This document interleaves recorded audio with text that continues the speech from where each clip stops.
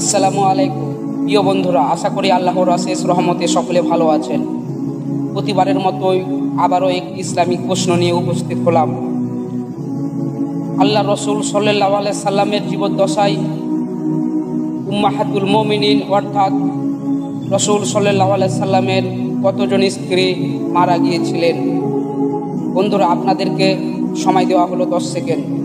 যদি কেউ জানেন তাহলে কমেন্টে লিখুন।